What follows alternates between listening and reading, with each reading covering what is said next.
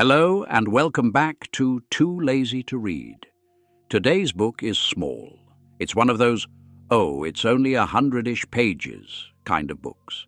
And then you finish it and you just sit there, staring at a wall, realizing your brain is now haunted. The title is A Short Stay in Hell, which, by the way, is already the first joke. Because if you know anything about hell, you know it's not famous for being brief. That title is like calling a shark attack a quick swim. Exactly. And what makes this book nasty in the best way is that it doesn't go for the obvious hell.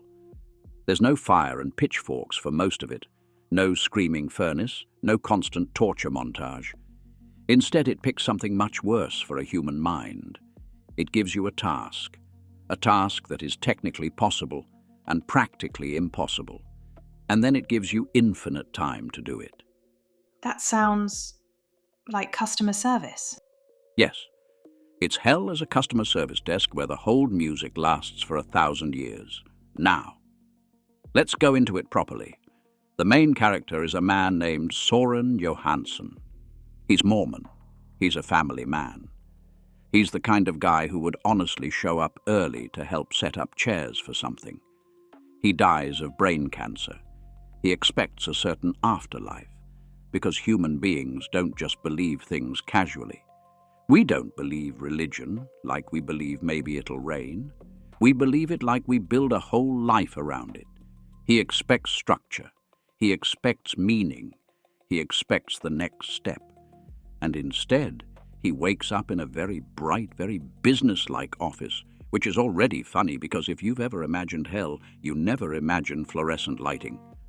Hell would absolutely have fluorescent lighting. And the person behind the desk, this is where Peck starts with a grin, is not some dark, mysterious, evil prince. He's a demon who acts like a middle manager. He is large, yes. Terrifying, yes. Horns, hooves, the whole visual package. But the vibe?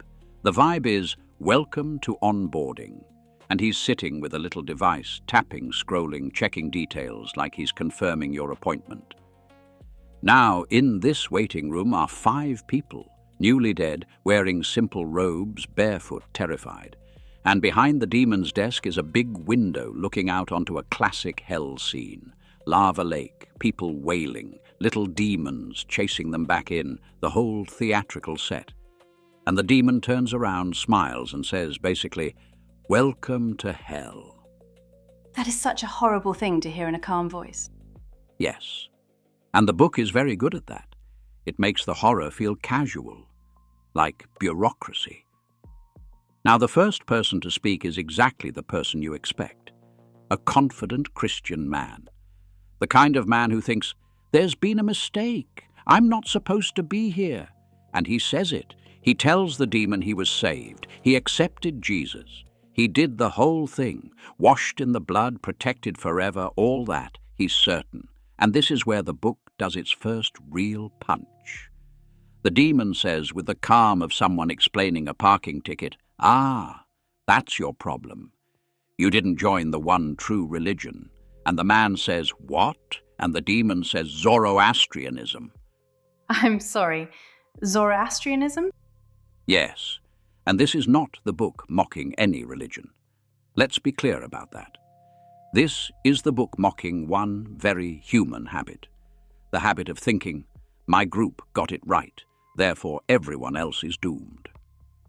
Peck picks a religion most modern Western readers don't expect to be the official correct answer, and that's the point. It forces you to feel in your gut what it would be like if you were wrong.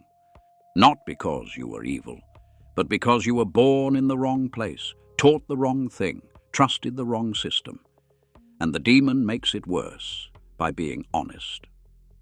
He basically says, you thought it was fair when you imagined billions of people going to hell for not believing what you believed. So now you're shocked that you're the one on the wrong side of the paperwork. That is the book's first uncomfortable mirror. It's like the book grabs your face and goes, look. Exactly. And then, just when you think this is going to be a cruel burn forever situation, the demon says something unexpected. He makes fun of